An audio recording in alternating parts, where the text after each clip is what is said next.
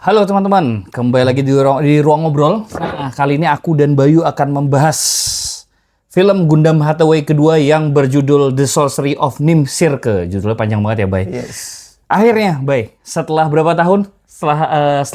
Sudah berapa tahun setelah film pertama yang rilis? 5 tahun ya? Pertama rilis itu 2021. 2021. Jadi 5 tahun. 5 tahun. Gila tuh penantian yang lama banget gitu. Sampai jujur aku tuh di awal tuh berharap ini kayak wah kapan lagi ya rilis, dan karena waktu itu pandemi jadi berharap kayak kapan ya bisa nonton ini di bioskop kayak gitu loh. Tapi karena lama banget jedanya, aku kayak tahun 2023, 2024 tuh langsung kayak lupa gitu. Oh ternyata akhirnya. Makanya ditayangin lagi kan. Dan sepertinya memang ini dinanti-nanti banyak orang ya, terutama untuk tayang di layar lebar. Karena ternyata ini aku juga telat banget tahunya teman-teman.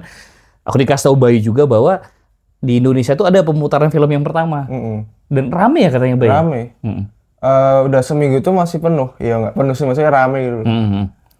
Iya. Ya aku pikir walaupun mereka udah nonton itu di Netflix ya, itu di tempat streaming online, tapi kan mereka pengen merasakan pengalaman sinematik. Absolute cinema, ya. Ya memang ya kita harus sepakat bahwa memang filmnya itu ya sinema banget ya gitu, dan memang paling cocok tonton di bioskop. Nah, tapi sebelum kita lebih lanjut, nih aku mau bridging sedikit ke judulnya teman-teman.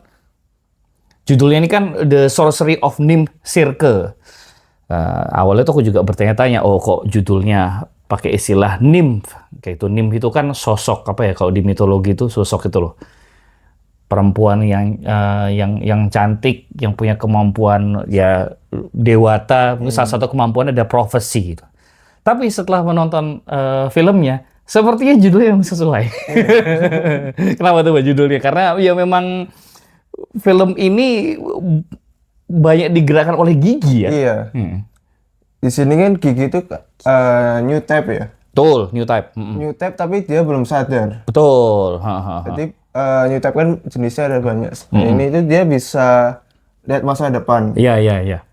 Tapi kayak lebih ke feeling ya. Belum yang benar-benar kayak Amuro kan langsung tahu tuh. Iya. Kayak apa ya? Aku pernah baca istilahnya tuh clairvoyant. Clairvoyant tuh kayak yang mohon maaf teman-teman, ada sedikit gangguan di luar, ada yang jatuh gitu. Oke, lanjut. Kaget berapa ya? Kaget. Oke, lanjut. Nah, aku tuh pernah baca istilah clairvoyant kayak gitu. Aku tahu istilah film ini tuh dari film Snowpiercer. Jadi kemampuan clairvoyant itu adalah melihat sekilas yang ada di depan. Ya kalau di One Piece tuh ada apa? Kenbonshoku Haki. Nah itulah ngelihat ke depan kayak gitu. Tapi ngelihatnya tuh nggak begitu jauh ya. Berarti sama yang seperti kamu bilang tadi kan, kalau siapa tadi Amuro kan mungkin lihatnya bisa agak jauh kan. Kalau dia ini kan cuma apa ya, cenderung impulsif jadi sih kelihatannya. Iya nggak sih, saking pendeknya yang dia lihat. Iya nggak sih? Iya. Ya kan? Dan dia menggunakan kekuatannya itu juga akhirnya dengan tujuannya dia sendiri. Betul, kayak gitu. Nah, dari segi cerita ini tentu melanjutkan dari film yang pertama ya, nggak ada perubahan yang gimana-gimana. Ini masih mengikuti ceritanya Noah Hathaway sebagai Mafti dan juga organisasinya. Juga kita juga melihat pihak-pihak dari Earth Federation yang memburu Mafti ya. Nggak ada yang berubah lah ya. Itu masih sama. Cuma mungkin yang paling menonjol di film itu adalah gimana sosok Gigi dengan keimpulsifannya itu tuh mampu menggerakkan pasukannya Kenneth gitu ya kan. Pasukan khusus malah, pasukan Cirque sebutannya, skuadronnya si Kenneth itu untuk memburu Mafti. Memburu Mafti Dan jaga kabinet menteri ini. Menjaga kabinet menteri yang menjadi target buruannya organisasi Mafti. Jadi masih sekali lagi masih sama kayak gitu. Kalau dari pengalamanmu menonton kemarin gimana, Bay? Yang paling menonjol tuh detail suara. Oke. Mulai dari kokpit. Terus yang aku suka tuh awal tarung. Waktu misilnya tuh mau meluncur. Itu ada suara kayak siap-siap dulu. Iya, iya, iya. Siap-siap baru meluncur. Ah, Itu iya, iya, iya. sangat detail, terus ya getaran-getarannya itu bassnya kerasa. Hmm. Terus tentu saja Hiroyuki Sawano juga, ya walaupun musiknya gitu-gitu aja, tapi ya Hiroyuki lah bagus. Iya, iya, iya, iya. Aku sepakat gitu. Salah satu improvement yang kerasa banget di sini itu adalah sound design. Sound design. Nah, sound design di sini itu juga memperkuat fokus sudut pandang yang ada di film. Di film kedua Hathaway ini. Kalau film pertama kan kita sudut pandangnya kebanyakan dari sudut pandang sivilian, warga sipil. Gimana rasanya warga sipil itu menyaksikan pertempuran di kakinya mobile suit. Jadi injek gitu loh. Jadi Itu serem sih. itu serem sih. Nah, itu emang serem banget dan itu works. Nah, kali ini improvement sound design-nya itu memperkuat pengalaman kita melihat dari sudut pandang kokpit, dari sudut pandang pilot. Dan rasanya aku ngobrol sama Bayu kan waktu selesai nonton kemarin dan rasanya tuh jadi kayak main itu Ace Combat, Iya, Ace Combat atau nonton Top Top Gun kayak gitu. Kan di Ace Combat dan Top Gun itu kan yang menjadi apa ya? Salah satu pengalaman yang paling kuat itu kan bukan hanya pengalaman visual kan. Pengalaman audio. Gimana ketika kita mendengar audio tertentu itu artinya ada apa yang mendekat. Nah, ada misil, ada teman, ada musuh kayak gitu atau ada apa kayak gitu. Dan itu tuh tanpa penjelasan ya. Tanpa penjelasan kita tuh belajar aja sambil jalan. Jadi begitu dengar tinu nih kita penonton langsung kayak hah? Iya kan? Langsung kayak langsung kayak hah? langsung noleh. Jadi pengalaman tuh memang se imersif itu. Terus secara audio, terus yang paling suka secara visual. Ini juga memperkuat pengalaman melihat pertempuran sebagai pilot gitu. Kayak betul-betul kayak nonton Top Gun, teman-teman. Iya, dari cara tarung Gundam di udara ya, di udara bumi itu kayak pesawat. Iya, Kalau yang sebelumnya tuh lebih sering humanoid kan. iya. Langsung tarung-tarung kayak pedang. Betul. Wah, show show apa lightsaber, beam apa namanya? Saber. Beam collect saber. Beam saber terus pakai meriam gede. Tiu tiu tiu. Nah, ini benar-benar lurus gini. Robotnya lurus gini, kejar-kejaran. Iya, dan itu dan apa ya? Kalau di film-filmnya nggak cuma film ya, maksudku di show-nya Gundam apapun itu ya, baik series maupun film, ketika kita melihat apa ya pertempuran yang bukan pertempuran ya ketika kita melihat mobil-mobil suit lainnya sedang bertarung di tempat lain itu kan sudut pandangnya kayak kita ngelihat orang berantem gitu loh, sangat humanoid kayak Bayu bilang. Tapi kali ini ketika kita pakai sudut pandangnya dalam film ini ya, sudut pandang yang dipakai itu adalah sudut pandangnya Noah melihat pertempuran dari kokpitnya. Ngelihat pertempuran mobile suit yang di jauh tuh ya jauh tuh kayak rasanya kayak kalian kalau pernah main Ace Combat tuh ngelihat ada pesawat yang dogfight di sana, ya kecil aja. Iya, fight gini-gini deket-deket. Kita tuh cuma merhatiin itu loh, pointer di layar interface-nya kokpitnya itu kan. Dan dari situ aja kita udah bisa tahu apa yang terjadi kayak gitu. Siapa yang jadi korban, siapa yang ketembak, siapa yang kejar-kejaran. Dan sebenarnya masuk akal juga pertarungan itu dibikin pertarungan pesawat. Soalnya karena gravitasi kan. Betul. Jadi kan susah untuk berdiri. Dan mereka jadi maksimalkan kecepatan Gundamnya. Iya, untuk bermanuver. Kan tertuliskan dua march ya. Iya, iya. Jadi cepet-cepetan daripada berdiri gini kan. Jadi lebih lambat ya. Iya. Dari desainnya aja kayak Dorito. Kalau dia nyebutnya Dorito, aku nyebut desainnya Gundam C ya. Gundam C yang dipakai Noah itu kayak Starscream. Starscream-nya Michael Bay, teman-teman. Bukan Starscream yang klasik Transformer, tapi Starscream-nya Michael Bay. Ya, Transformer Michael Bay. Segitu juga kan badannya.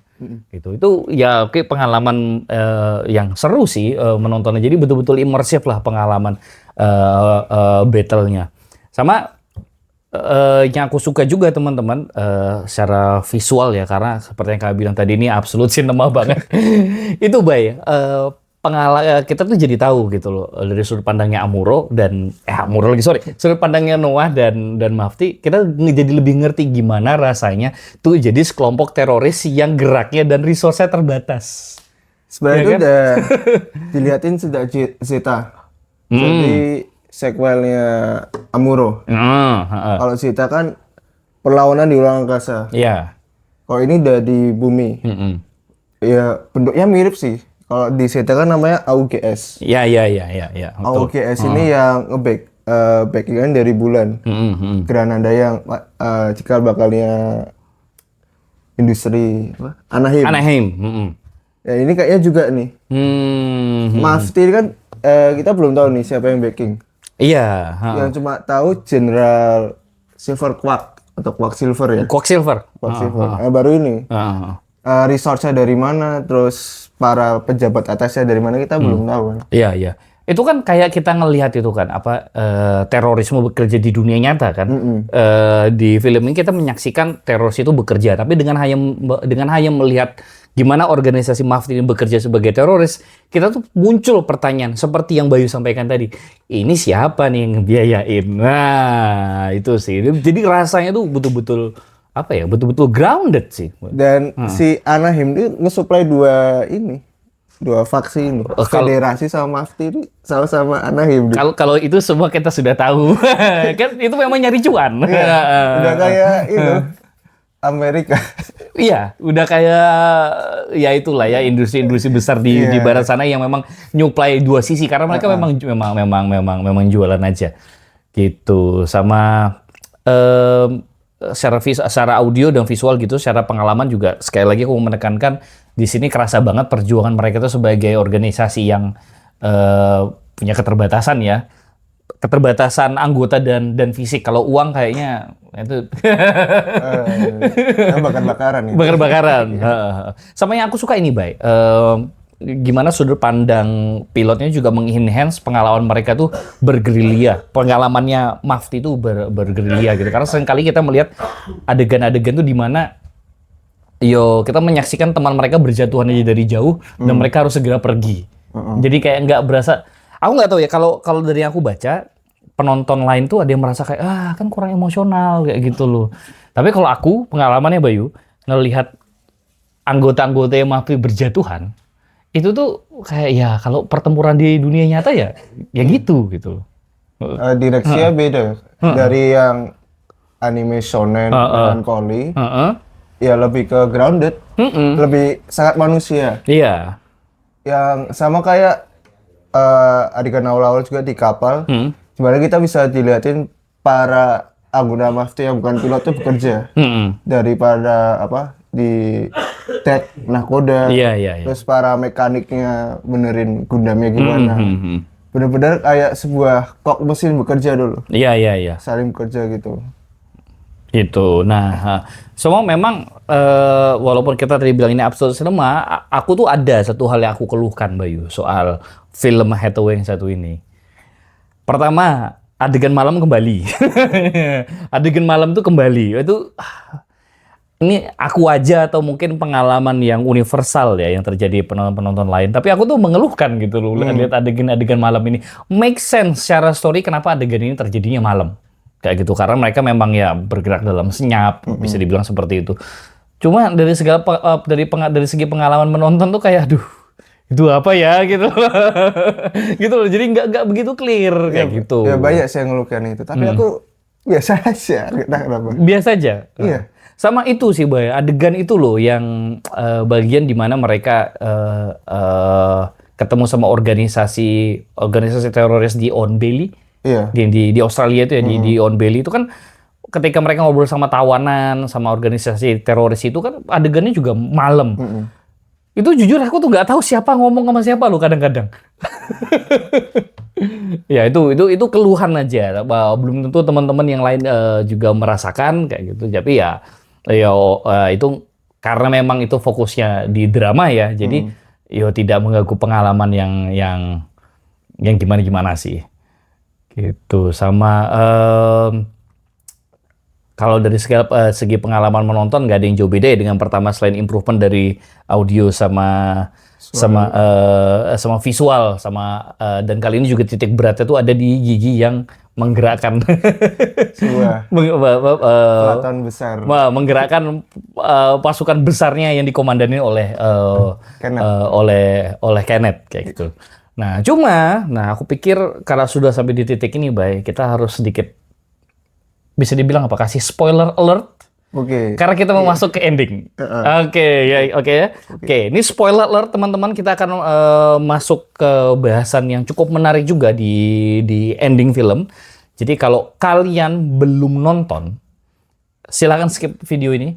Kalau sudah nonton atau kalian tidak peduli, pengen spoiler aja, ayo kita lanjut. Oke, sip? Ya, kita lanjut. Nah, di akhir film itu juga ada kejutan kayak yang di akhir-akhir filmnya itu ada kejutan yang wow banget, dan apa ya, walaupun kejutannya mengejutkan ya menurutku Bay, kejutannya tuh kok dipikir-pikir wajar karena ini kan UC. Jadi kan semuanya pasti terhubung dengan yang sebelum-sebelumnya kan. Iya. Kalau kamu surprise yang pertama waktu ngelihat siapa? Surprise. Bukan adegan akhir ya, tapi udah mulai akhir-akhir tuh. Ini Lane Aim. Lane Aim. Iya. Kenapa dia? Si rambut merah ini kan. Jadi Lane Aim itu yaitu pilot yang menjadi lawannya Noah. iya. Udah tayang nih dia muncul dari pertama udah muncul. Udah muncul. Nah, dia tuh menurutku dia harusnya jadi MC ya Gundam. Kalau Mafti ini nggak ada. Oh gitu, kenapa tuh? Menurutku ya, soalnya dia sangat ya MC Gundam, sangat anak muda. Oh, ya. Terus mencoba berpikir secara logika. Waktu dia masuk ke endingan juga dia mikir-mikir, ini maksudnya apa pada ke Uluru? Padahal ini kan tempat turis. Oh, ke Ayers Rock gitu loh, ke batu gede yang di Australia itu. Dia tuh lucu banget by the way adegannya itu. Dia tuh teriak, mana ada teroris sembunyi di tempat wisata turis? Ternyata beneran ada. Aku juga gak percaya. Aku sebagai penonton juga gak percaya. Antara sebelumnya udah dikasih tahu belum Mafti itu disembunyi di situ? Belum. Jadi aku juga gak percaya sebagai penonton. Ternyata waktu Gigi kan yang minta Gigi kan di situ, beneran ada. Iya benar, ya memang. Ya itu kan memang salah satu kemampuannya Gigi kan, karena dia new type. Terus ini surprise nggak surprise? Kita tahu bapaknya Noah Hathaway siapa. Yang surprising adalah di akhir film bapaknya Noah siapa namanya? Bright Noah. Break Noah itu dimention berulang beberapa kali dan juga muncul di adegan. Iya. Kayak gitu. Dan masuk spoiler ya, dipanggil. Iya, betul. Untuk nangani masalah para pemberontak. Pemberontak ya. Odelim. Iya. Gitu. Dan ini kan menandakan bahwa di film berikutnya Noah bisa saja bertemu dengan bapaknya. Atau bapaknya gabung Noah.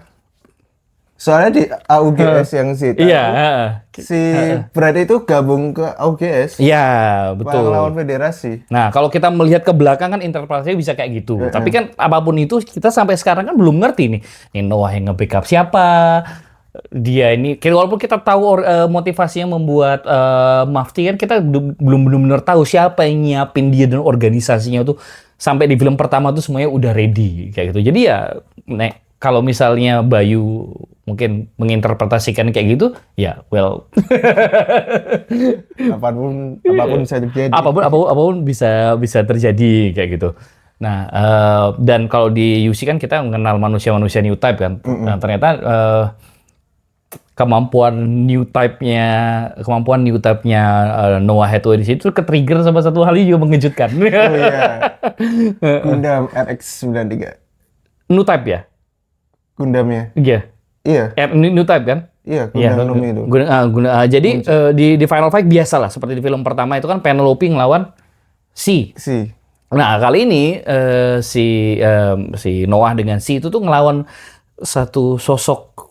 Kita awal nyebutnya mobile suit karena kita aku waktu nonton tuh nggak begitu ngerti ini nih siapa namanya pilotnya? Lane Aim. Si Lane Aim itu nyetir apa tuh nggak begitu clear kan bentuknya, karena bulky sekali. Bulky banget, terus skeletal gitu, banyak aksesorisnya gitu. Jadi kayak itu loh, kayak exoskeleton, kita nggak tahu apa. Berlapis-lapis. Tapi ternyata setelah turun terjadi itu adalah RX-94. Upgrade-nya dari yang CCA RX-93. Yang dipakai sama Amuro. Iya, Gundam Nu itu. Dan ternyata begitu exoskeleton armornya rusak, muncullah sosok Gundam yang asli di dalamnya itu ternyata memicu PTSD-nya si Hathaway. si Noah Hathaway. Ya karena dia new type, maka experience PTSD-nya ya gitulah dia akhirnya terhubung dengan pengalaman dan sosok-sosok di masa lalunya. Dan pada akhirnya dia bisa overcome traumanya dia kan, gara-gara ketemu si Gundam ini. Dia bisa nge-overcome masa lalunya, dan masa lalunya itu kan juga ya dimention juga kan dari film pertama. Ya kalau udah pada nonton UC dari awal udah ngerti lah nih orang masalahnya apa. Kayak gitu. Dan aku nggak tahu Bay ya, tapi kalau menurutku ini pengalaman PTSD-nya Noah itu tuh bisa jadi pengantar yang bagus gitu buat penonton-penonton baru agar ngulik UC lebih dalam. Nah, ya kan? Sebenarnya harusnya dari awal sih nontonnya. Iya, tapi kan tidak menutup kemungkinan ada orang yang baru nyoba kayak gitu kan nggak? Karena mau bagaimanapun jaraknya dua film Hathaway ini cukup jauh loh sama film yang dulu, ya kan? CCA itu 88 loh. Iya, jauh loh jaraknya. Jadi memang perlu penyegaran. Apa di in between itu ada nggak UC yang lain? Dari si CCA ke Hathaway itu Unicorn. Wah, itu jaraknya juga. Unicorn tuh 2014 ya? Iya, udah 12 tahun yang lalu. Penonton udah beregenerasi kan? Iya, ya. Jadi gitulah. Kalau menurutku gitu sih teman-teman. Karena memang jaraknya jauh. Jadi aku pikir sensasi PTSD-nya si Noah Hathaway itu bisa jadi pengantar lah. Kalau kalian pengen tahu apa yang terjadi di belakang. Karena kan kalau dari segi sejarahnya UC, apa yang terjadi dulu, tahun berapa? UC berapa? 78, 77, 79? Yang awal tuh 78. Iya. Amuro. 78 ya? Iya, 78 sama yang sekarang 105. 105. 105 itu kan ini udah dua event yang berbeda kayak gitu loh.